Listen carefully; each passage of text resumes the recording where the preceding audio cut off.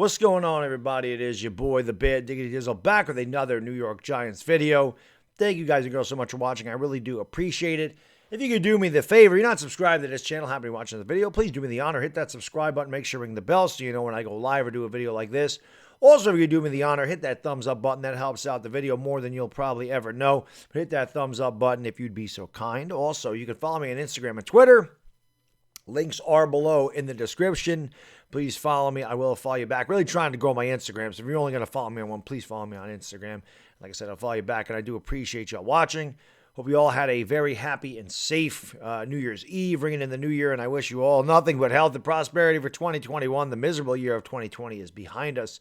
And we look forward to a new year.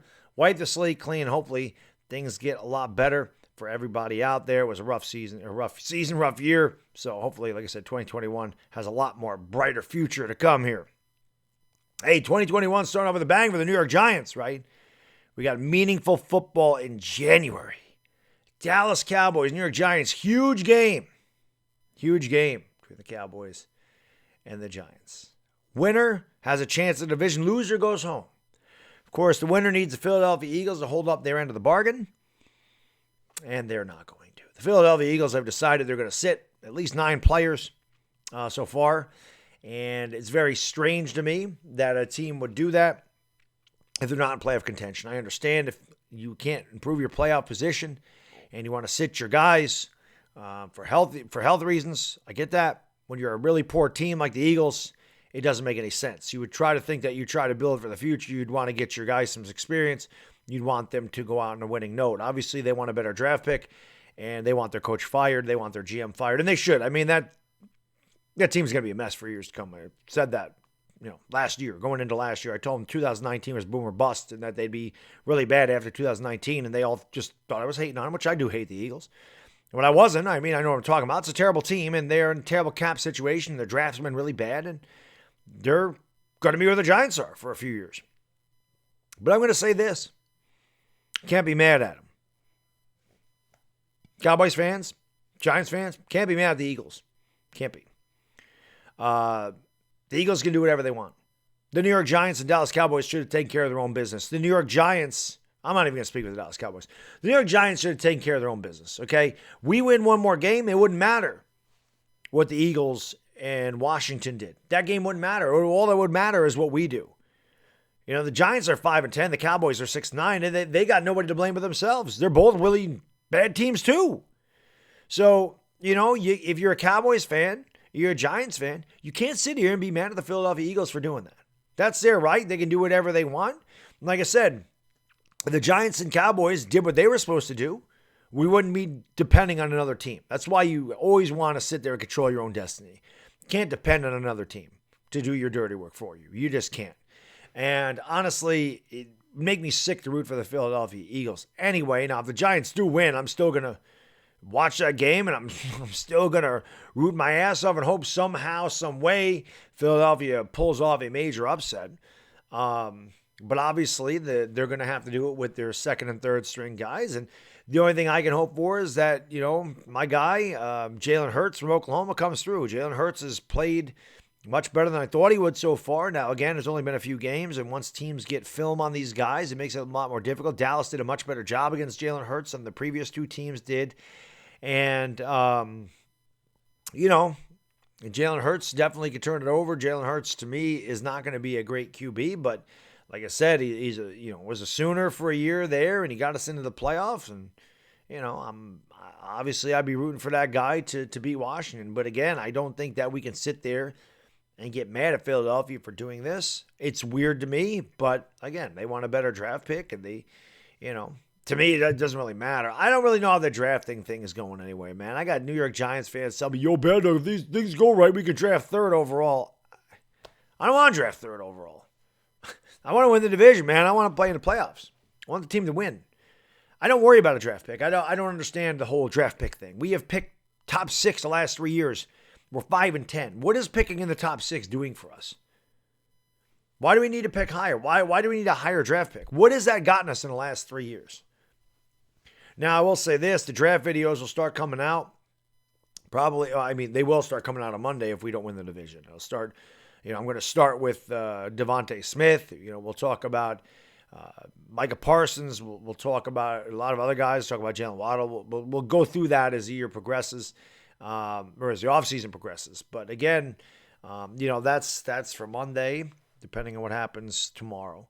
But again, I just don't think that you can sit there and get mad at the Philadelphia Eagles. We can't get mad at them. I hate that team with a freaking passion, but I'm not going to sit there and blame them if they play their second and third string guys and they lose. Because, as I said, if the Giants would have just done what they were supposed to do, beat Arizona, beat Cleveland, I know those wouldn't be easy to do, didn't blow the first lead against Philadelphia, didn't blow the game against Tampa Bay, didn't blow the game against Dallas. If we don't blow those games early in the year, the Philadelphia-Washington game means absolutely nothing to us.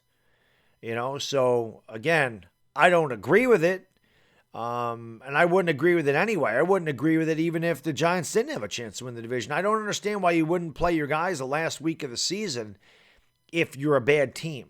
It's just strange to me. I mean, I go back, not that we were a bad team in, 2007. Obviously, we won the Super Bowl, but we were 10-5. We had nothing to play for. The Giants had nothing to play for in that game. Nothing. They couldn't improve their playoff position. They were going to Tampa Bay no matter what happened. And everybody said, why aren't the Giants sitting their guys? Why aren't the Giants sitting their players? They got nothing to gain. They got nothing to win. Michael Strahan said, well, they got nothing to play for. They're in the playoffs too. Why are they playing all their guys? Well, the Giants played the Patriots incredibly tough. Had a 12-point lead, in the third quarter. Ultimately ended up losing that game 38-35, but we all know what happened when they got in the playoffs. The rest is history.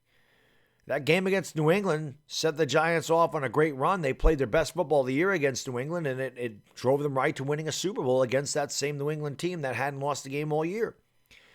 Now Philadelphia's not a playoff team, but it's hard for me to understand when you don't have a reason to worry about your players' health, going into next week because you're going to be in the playoffs. It's just a strange thing that you would sit all of those guys.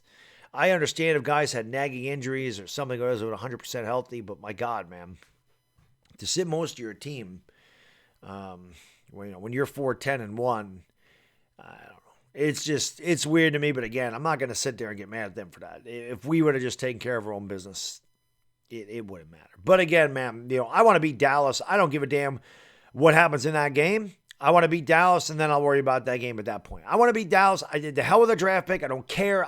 We haven't beat Dallas in 4 years. 7 straight wins against us for them, and I'm sick and tired of losing them. I hate them, and I get sick and tired of losing that stuff. I'm sick and tired of losing Dallas. I can't stand Dallas. I hate that team with a freaking passion. I want to beat them. I don't give a damn if we win the division or not. I want to beat Dallas, okay? I'm going to just say this real quick. Shout out to my man OGR Sports. Shout out to him. I saw he was going back to my roots a little bit, little TTC stuff there with Cowboys Video Maker. Gets no shine on this page. He's beneath me. Let's just face it. I mean, that guy's always been beneath me. But I always find it amusing how Cowboys fans still use my face, my name. I've been in the TTC in 3 years, and yet they just sit there and they can't grow their channel. That whole entity has been a dying breed for years. I wanted to grow my channel. That's why I got away from that. Still mention me all the time. It's unbelievable. That's how I know I'm probably one of the maybe the greatest to ever do it in the TTC. But I saw my man OGR throwing punches and, knocking this guy out, which was great. Also just find it funny that Cowboy fans are even talking crap right now. I don't know what you're talking garbage about. I don't know what you're talking smack about. Cowboy fans are 6-9. Your team is trash. Your team is absolute garbage. So many pundits picked you to go to the Super Bowl this year, and you're a terrible team. And you can sit there and say, well, we don't have Dak Prescott. Well, you were 2-5 with Dak Prescott. You had 2 lucky wins. Really could have been 0-7 with Dak Prescott. So I don't want to hear anything about Dak Prescott going down. Every quarterback in this division has gone down with an injury at some point or another. And, Dallas just isn't any good. It hasn't been good for 25 years. I saw, there was trolls on this page that were gone for 3 weeks and they're 3-9. All of a sudden they're 6-9 now. They're back telling me how great they are and how they're going to win the division and go on a run. Cowboys have been trash for 25 years. You trash again. You're the most overrated freaking team in football. Every year, the pundits and the media analysts pick you guys to go to the NFC Championship game, Super Bowl. And every year, all you do is disappoint and let them down. Every year. That's all Dallas is.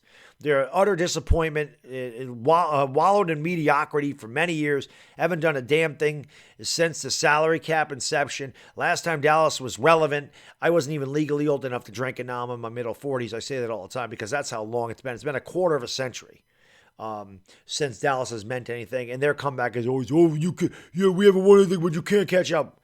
I don't care about Dusty's Super Bowls. Okay, I don't even mention our Super Bowls anymore. I may mention a Super Bowl year to make a point.